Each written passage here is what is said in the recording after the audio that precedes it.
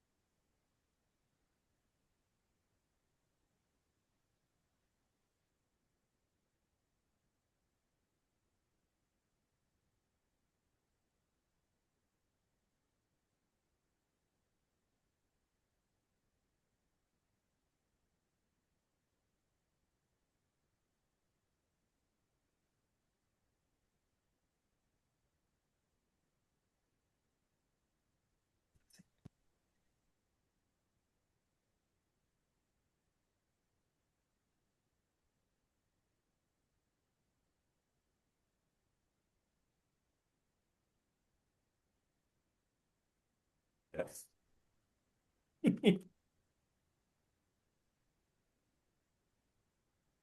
All right. There we go. Right. Joey, can you hear us okay? Yeah. It's like really bright, isn't it? Should I shut the lights off? Yeah, that light is. There you go. Oh, Now you're a little it's a dark. little better, right? It's a little bit better, yeah. Okay. It's adjusting, I think, right now too. So I think there you go. Yeah, it's like your eyes. Exactly. Yeah, your eyes have to adjust. So, Joey, thank you so much for joining us today. I know we have actually a really solid turnout today, so I don't want to take too much time with an opening question, but obviously a lot of positivity and energy around today's announcement with the championship race moving to Homestead, Miami. You've had the opportunity to win a championship in Phoenix and to also win a championship in Miami as well. Like, just talk a little bit about kind of what it means to you to be able to go back to Miami, but then ultimately with the news that the championship will rotate as well. Yeah, I'm sure everyone was surprised to hear this one. No one's seen it coming. So, but I do think I love finishing the season in Miami. It's something that I think as an industry, all of us got so used to. right? End of the year, it's cold in other places. You fly down to Miami, it's nice and warm. We got used to what that weekend felt like under the lights, finishing the races. I always thought it was just a really cool environment to do it in Miami. So I look forward to going back down there racing for a championship.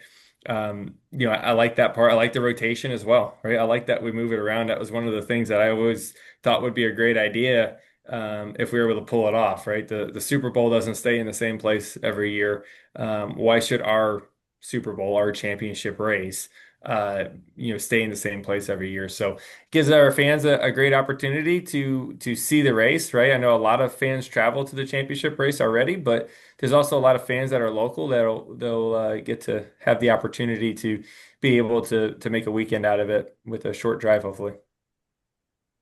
All right, we'll go ahead and go to the media for questions. If you have a question, raise your hand. We'll work to get to as many as we can. So to kick us off, we'll go to Jeff Gluck. Go ahead, Jeff. Joey, we often hear that some drivers' opinions could be shaped by what's in their own best interest. So how come you're not out there going, wait, no, Phoenix is the best thing ever. Don't never move it from Phoenix based on how good Team Penske's been there. I mean, on one hand, I like to think that we can win anywhere, right? We've won in Miami before. Why can't we win there again? Um, so I feel good about that. Is there probably some drivers that are happier than others? Well, yeah, I can think of two or three that are pretty good in Miami that are probably really excited about today. But I like to think that, when you're in the championship mode, there's probably no bad racetrack for you. You probably can figure it out no matter where you're at. And as a team, I feel like Team Penske's strong that we can go to many places and compete. So yeah, as great as Phoenix has been, and it definitely has been, I still feel like we can win anywhere. Thank you. All right, our next question will go to Matt Weaver. Go ahead, Matt. Hey, Joey, thanks for the time. We talk about moving the championship race, but I guess with, the playoff committee kind of still deciding what that looks like, have you had an opportunity to kind of read the tea leaves or get an idea for what direction NASCAR might most likely decide to go next year? I don't think there's a quite clear direction on where things are going. You're talking to a guy that thinks we have a great system.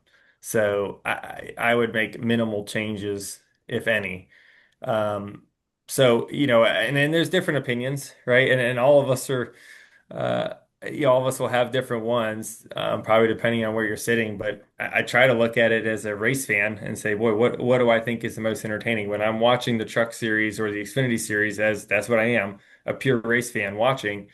What brings the most drama, but also the most like do or die moments, right? As a fan of sports in general, I love watching people with their back up against the wall have to perform or you're going home, right? Like I love that. That's what I love about playoffs. And so our format does that, right? It gives everybody in the playoffs an opportunity to go out there and show up when it matters the most. It also gives the opportunity for teams to create a huge advantage going into the playoffs with the playoff points that's there. So I, I don't know. I know one wants to hear my opinion on it because we've been successful with this, but I do feel like it's pretty fun to watch as well.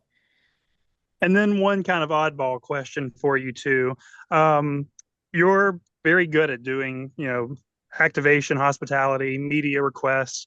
Have you been incentivized this year by the driver ambassador program? And do you sense a bit of competition amongst you and your peers to kind of step up what you do on that front? Yeah, I mean, yes, to answer your question, I mean, I've always done all the things before and I always did it because I care about the sport. Right. I want the sport to live on past my career. Because that's what the previous generation did for me and the previous generation did for them is they built this amazing platform. We need to continue to do that. Right. And I realize I cannot do that on my own. And I also think that no one should work for free. I don't think that's the case either, right? I mean, anytime that you do something, you're taking away from something else.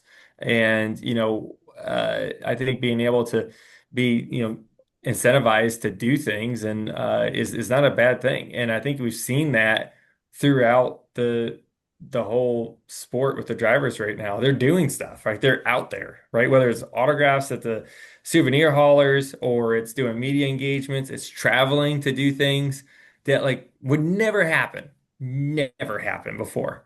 And so there's a reason to go do it now. And not that there wasn't before, but there's extra reason to go do it. And it seems to be working for sure.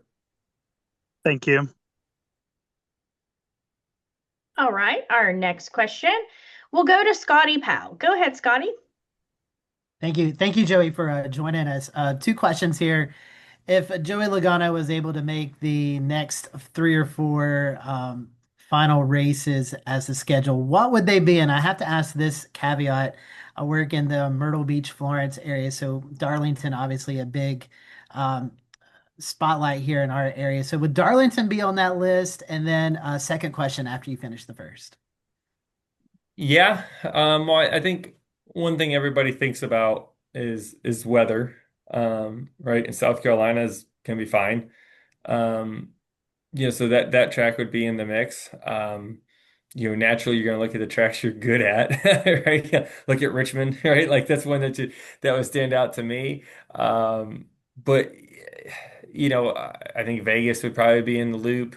Texas is obviously possible, depending on the weather there is pretty good.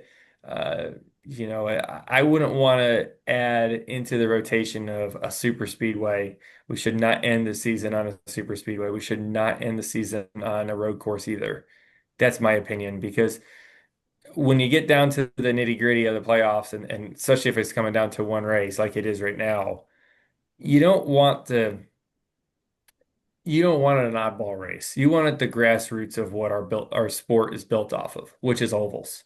Right? Whether it's a short track or a mile and a half, that's what our roots really are. That is what built our sport. And so, throwing in a road course or any other oddball type race track, super speedway, it's too much by chance, and it wouldn't be ideal, I don't believe, for our sport. A second question for you is you've made so many accolades in this sport, but one thing that has kind of not made it your way yet, which we are coming up on the Coca-Cola 600. Talk about what a victory there would be like, and just what that race entitles with it being the longest race of the season. Yeah, when you brought it up, there's two of them that really stand out to me. One being Indy, and the other one being the Coke 600. I'd like to win both of them. Both of them are crown jewel events. The Coca 600 is special because of what it is. It's also special because I've been a Coca-Cola racing family member for my whole career, from day one, 16 whatever years ago it was. So it's been a long time that it'd be really cool to click off that win, on top of what that weekend already means, right? Memorial Day weekend, which is to me means way more than what the race is. But it'd definitely be neat to celebrate in victory lane there. Thank you, Joey. Yep, thanks. All right, our next question will go to John Newby. Go ahead, John. Thank you. So, Joey, I want to talk about the drama that you mentioned. Everyone loves drama. It's the part of what makes NASCAR great. I was curious, when you have it going to different tracks for rotation for the championship, does that ramp up the drama level, knowing that you automatically can't pencil in, Penske at Phoenix or Reddick or Larson at Homestead? I mean, I don't think anyone can like pencil anyone in no matter what. But I think we've seen in our sport that change is good when it comes to schedules. Uh, and even changing the rules. It's usually good, makes better racing. I think that, people they like the unknown. They're not exactly sure where things are going to play out. And, whether that's moving to new racetracks we've never been to, we've seen that be very successful. And I think moving the final race around, it's not a bad idea. Perfect. Thank you. All right, our next question will go to Jake Gibson. Go ahead, Jake. Thank you. Joey, so many drivers over the years have remarked how much they have enjoyed Homestead-Miami Speedway, specifically either as a regular season race or a playoff/championship race. between the layout of the track itself, the weather, and how that changes from the afternoon to the night, or just the general location, what would you say is the primary reason that so many drivers are basically in love with Homestead-Miami Speedway? I mean, if you're asking drivers, it's about the track, right? Like the environment obviously is really cool. It's different, right? Being in Miami, like that's a neat thing. But the drivers, what we care about is the racing, right? Can we move around the racetrack? Can we do different things? Are the tires falling off? Is that fun, right? And to us, yeah, that's fun, right? Like having a slick track that's, you know, tough, challenging. There's, a couple bumps there. You're running up next to the wall. You also can run a little bit off the wall. You can do there's options. You can do stuff. That is something that is special, right? And not to mention, moving this championship race around, what it does for our sport and the racetrack and the facilities, right? Look what happened to Phoenix when they got their championship race. They redid the whole place. Looks beautiful, right? And it brought a lot of new eyes to that racetrack. Same thing will probably happen in Miami, right? I'm sure they're going to look at ways to make the experience even better. And if it moves around from there, wherever it goes, I think it'll have the same effect. So there's a lot of great things that happen with this. And it was also announced that facility upgrades are coming to Homestead-Miami Speedway ahead of the upcoming championship race. Between the garages, the rest of the infield, or even the state of the asphalt itself, especially considering that you and the rest of NASCAR were just there not that long ago, what is the one aspect of Homestead-Miami Speedway that you would like to see upgraded ahead of the championship race? Oh man. I don't know. I don't know off the top of my head. Uh, it's different for a driver sometimes to be commenting on that because I don't get the full fan experience. You know what I mean? Like I'm not out there watching the race as a fan. I'm in the car, right? So I'm not showing up with my family looking for parking. I'm not, okay, maybe that's an issue. I don't know if it is or not, right? Like I don't know what it's like getting tickets, what it's like trying to find your seats, what it's like trying to get good food. I don't see all that. What's the garage experience like? I can't comment on it because it's just different for me being inside the car or inside the sport. All right, thank you, Joey. Yep. All right, our next question will go to Christian Audi. Go ahead, Christian. Yo, Joey. Is there a track that absolutely positively needs renovations before they're awarded a championship race? Couple of them, a couple, yeah, but the majority have kept up with the times. Not all of them, but a few of them have. Would Texas be one of them? Um, I mean, Texas is one of the biggest facilities we go to, right? I mean, there's a ridiculous amount of people there, and they had a good crowd this week. And they got the suites, the condos, they got the stuff. You know, if you've been there, but they got a lot of stuff there. But when it comes to the racing surface itself, would that be something that needs maybe an upgraded track reconfig again? I think it's starting to come into its own. It's getting better.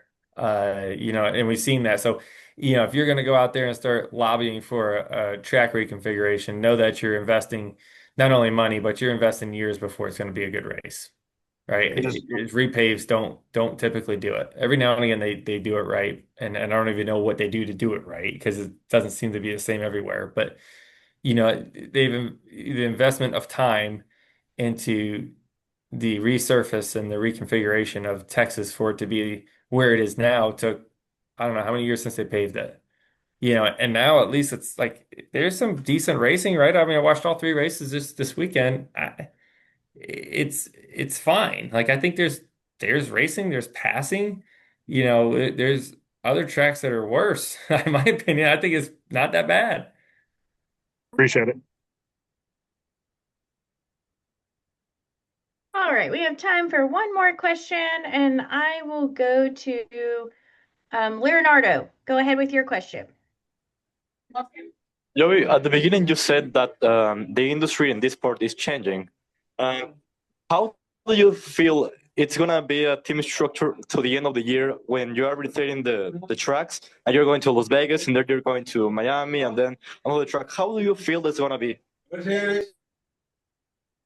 I mean, I think like I said earlier, I think it's just going to be a good thing for the sport, right? I mean, I think for the fans, it's good, and for us, we'll have to figure it out, right? As race teams, we'll figure out how to do it. The schedule is always changing and evolving, and the point earlier someone brought up, right? What's the playoffs look like in 2 years or next year? We're not even 100% sure yet. So it's hard to, say exactly what things are going to look like, but we know at least the final race will be in Miami next year. And yeah, I'm looking forward to it. All right, Joey, thank you so much for your time. We really appreciate it. We wish you the best of luck this weekend in Kansas. And to all the media who joined as well, I will have a recording of Joey's Zoom here available to you in just a minute. Thank you, everybody. Thank you. Bye. Thanks, Joey.